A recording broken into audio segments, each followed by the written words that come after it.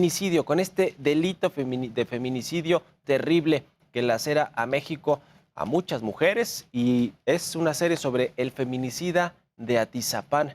Es una historia pues de terror, pero que tiene que contarse para hacer conciencia y visibilizarse de que no pueden seguir ocurriendo feminicidios y no pueden quedar en la impunidad como quedan muchos de estos. Platicamos de otras cosas que tienen que ver con la Corte, con los 6 meses que le quedan al ministro como presidente de la Suprema Corte de Justicia de la Nación, lo que vendría para él después de esto. En fin, varios temas importantes. Aquí le presento la entrevista completa con Arturo Saldívar.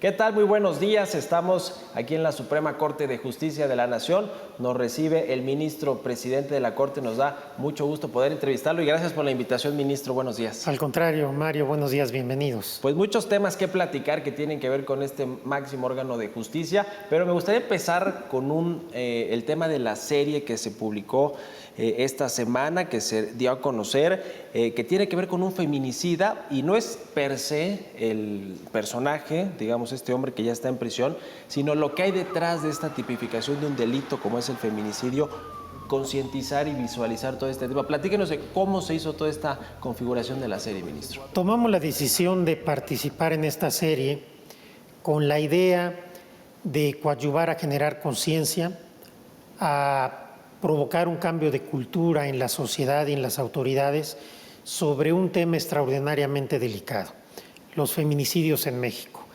Matan alrededor de 11 mujeres todos los días, de tal suerte que esta tragedia colectiva no puede seguir sucediendo.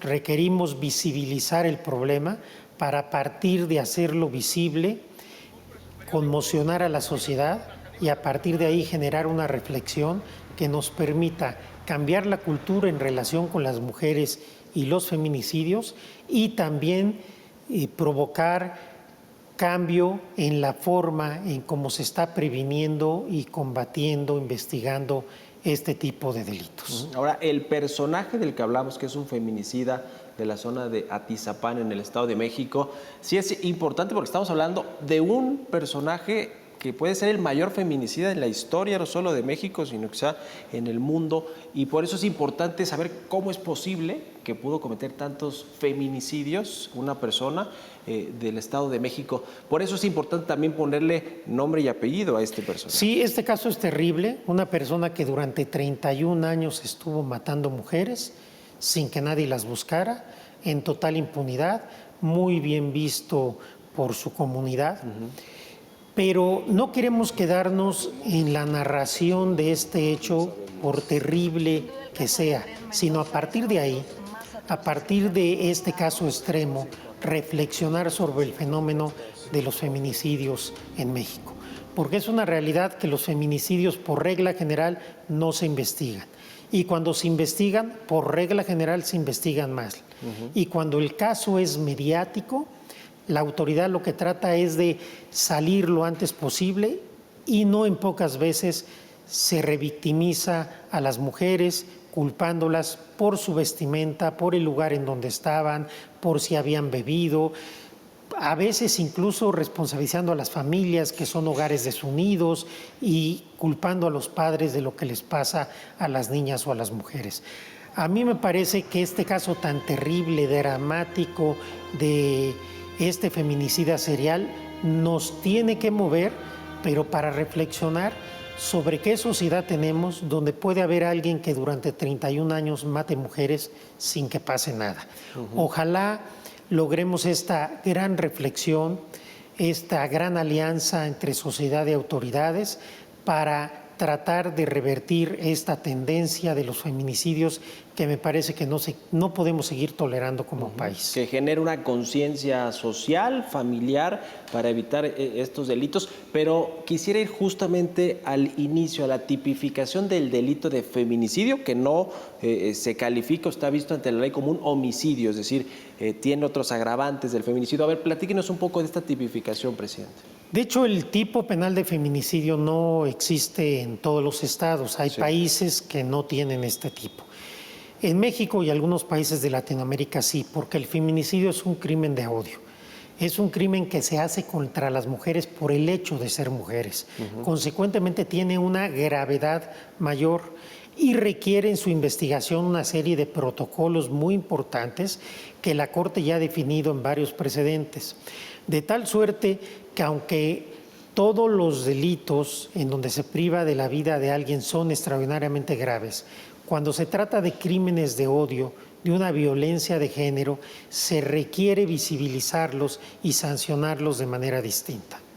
Que es el caso de lo que ha pasado. Este caso particular del feminicida de Atizapán, ¿cuál es su actualidad jurídica de este personaje? Ya fue sentenciado por un juez del Estado de México, del Poder Judicial del Estado de México, que realizó un gran trabajo, hay que decirlo, y no tengo yo noticias si van a judicializar o no los otros crímenes que cometió esta persona. Realmente ha sido sentenciado solo por su última víctima, una mujer de nombre Reina.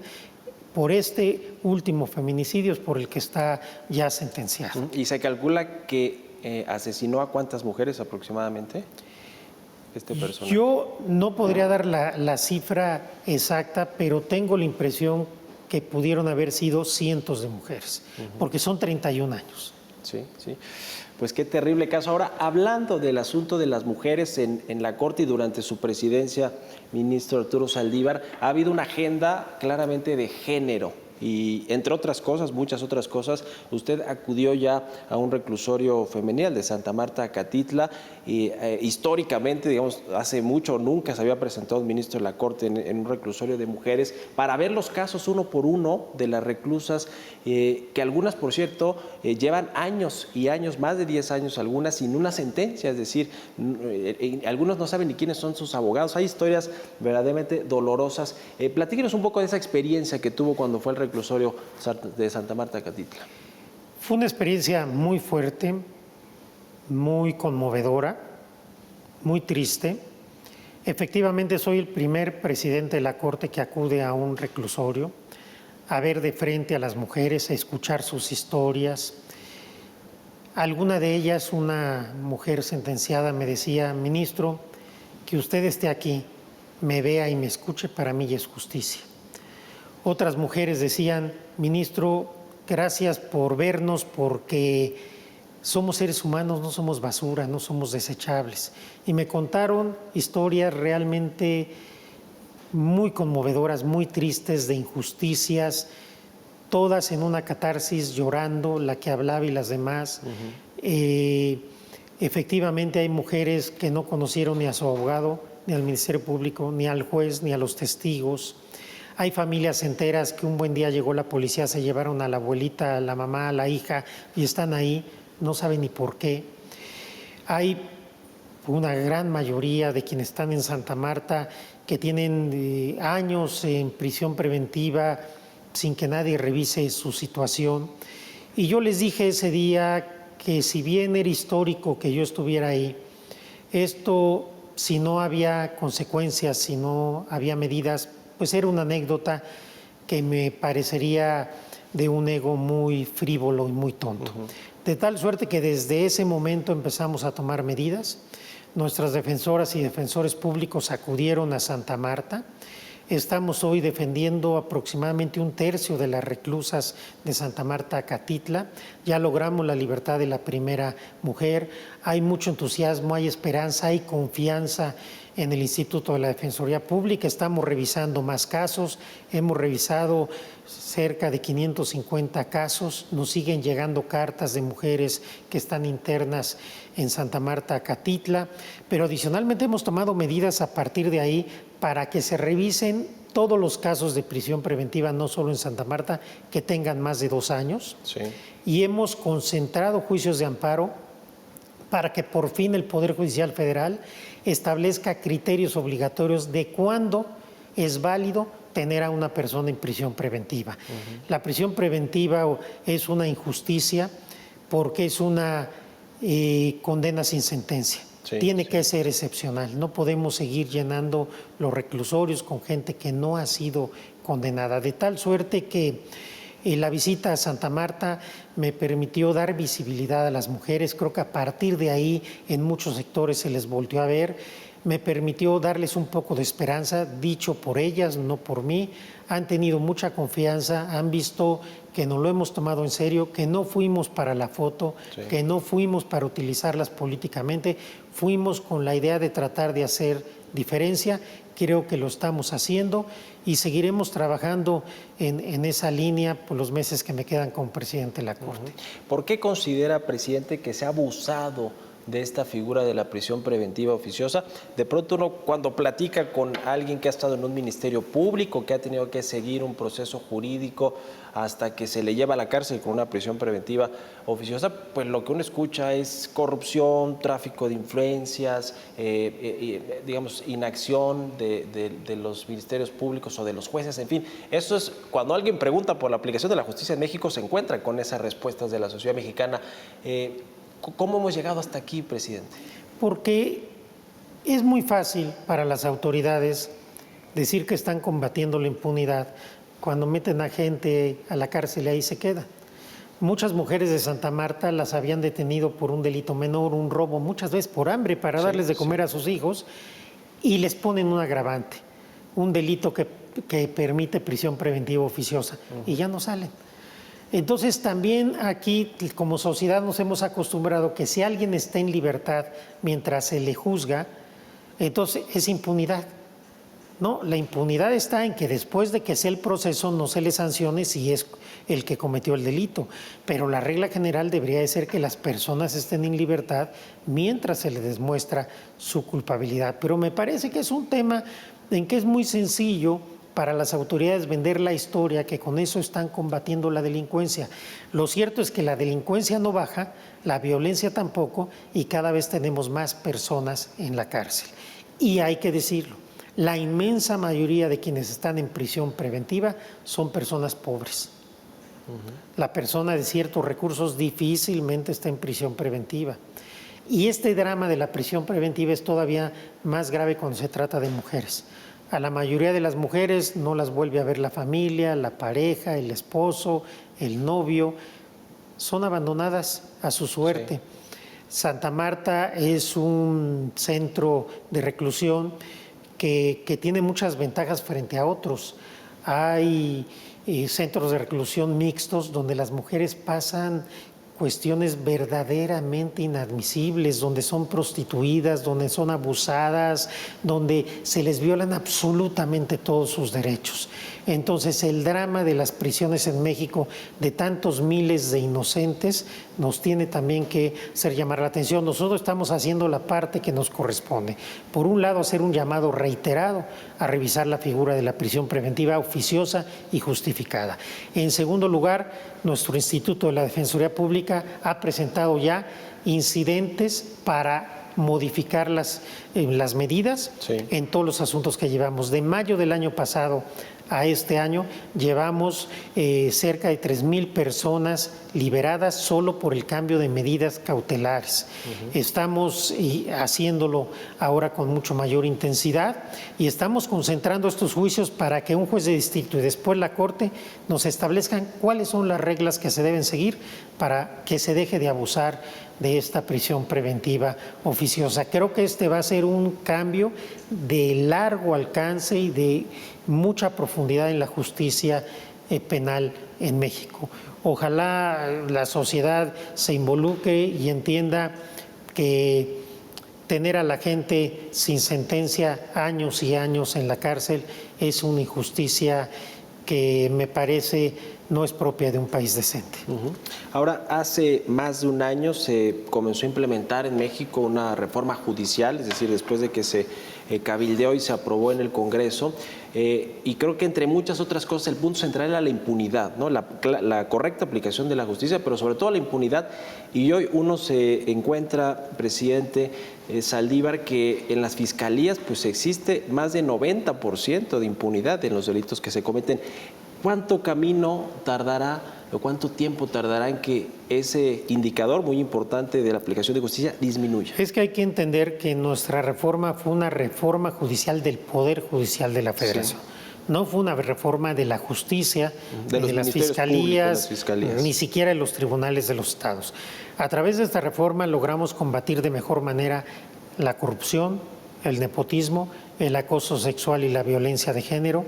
Avanzamos hacia la paridad y la igualdad de género con concursos exclusivos y paritarios, exclusivos para mujeres y paritarios, con una educación de género en todos los cargos del Poder Judicial Federal, emparejamos las licencias de paternidad a las de maternidad, ampliamos las licencias de maternidad, establecimos una escuela judicial a nivel constitucional para generar una formación distinta de las personas juzgadoras, un instituto de la Defensoría Pública también a nivel constitucional que hoy está en todo el país, etcétera. El Poder Judicial Federal es hoy otro, es un Poder Judicial nuevo, renovado, pero se requiere reformar los poderes judiciales de los estados, de las entidades federativas y, por supuesto, hacer una reflexión profunda sobre cómo están funcionando las fiscalías. Por ejemplo, el talón de Aquiles por lo cual hay impunidad en los feminicidios es el trabajo deficiente de las fiscalías locales. De las fiscalías locales. Ya casi para ir cerrando, presidente, en 6 meses más o menos viene el relevo de la presidencia de la Suprema Corte de la Justicia de la Nación. ¿Qué va a suceder con este relevo? El asunto de la votación es algo ya muy particular que tendrán que decidir los ministros de la Corte, pero digamos, ¿qué reflexiones rápidas de lo que fue estos más de 3 años de mandato como presidente? ¿Qué retos hay por delante todavía del legado que usted deja? ¿Qué le faltó por hacer? Yo creo que efectivamente el proceso de sucesión ya está, digamos, ya son los momentos en que las ministras, los ministros que aspiran, empiezan a moverse, empiezan a querer generar alianzas. Lo cierto es que hay un número grande en este momento de aspirantes y esto se va a ir decantando ya muy cercano el fin de año. Yo espero que el proceso se siga llevando con cordialidad, que nos siga permitiendo la gobernabilidad y que al final lleguemos a un consenso de que quien me suceda pues sea una persona, ya sea un hombre o una mujer, que tenga los tamaños, la categoría, la visión política, la visión jurídica para seguir avanzando hacia un poder judicial más moderno y más cercano a la gente. Por lo que me preguntas de qué me faltó, todo lo que yo me comprometí por escrito con mis compañeras y compañeros lo superé prácticamente hace algunos meses. Y hemos llegado mucho más lejos de lo que hubiéramos esperado. Hemos realmente cambiado el Poder Judicial. Hoy recuerdo, por ejemplo, la justicia digital. Sí. Hoy con un teléfono celular pueden sacar una firma electrónica, presentar amparos, recursos, revisar un expediente, comparecer unas audiencias. Eso creo que ningún tribunal del mundo lo tiene, ningún Poder Judicial del mundo lo tiene. Hemos avanzado muchísimo. Creo que dejaremos un nuevo Poder Judicial Federal. Todavía tengo cosas por hacer, todavía tengo algunos proyectos interesantes, pero me parece que si hoy dejara la presidencia de la Corte me iría totalmente satisfecho. Superamos con mucho todas las expectativas, a pesar de haber estado en un entorno muy complicado, en el cual también hay que tomar en consideración la pandemia y el entorno político polarizado en el que hemos tenido que transitar. Pero creo que el Poder Judicial está fuerte, independiente y trabajando como nunca antes y sobre todo impulsando muchísimo a las mujeres dentro del Poder Judicial Federal. ¿Qué viene finalmente para Arturo Saldívar? Le queda todavía un tiempo como ministro de la Suprema Corte de Justicia. El presidente Andrés Manuel López Obrador sabemos que le tiene mucha confianza. No sé si por ahí habría una oportunidad de algún puesto en el gabinete. No sé, ¿qué ha pensado Arturo Saldívar después de que... Yo en este momento estoy concentrado en esta función de concluir mi periodo como presidente de la Corte. Una vez que lo concluya, pues veré qué opciones hay y tomaré pues la decisión que considere más conveniente para la Corte, para el país y para mí en lo personal. Pues muchas gracias, ministro presidente, por habernos recibido aquí en la Suprema Corte de Justicia. Al contrario, Mario, muchas gracias, bienvenido. Arturo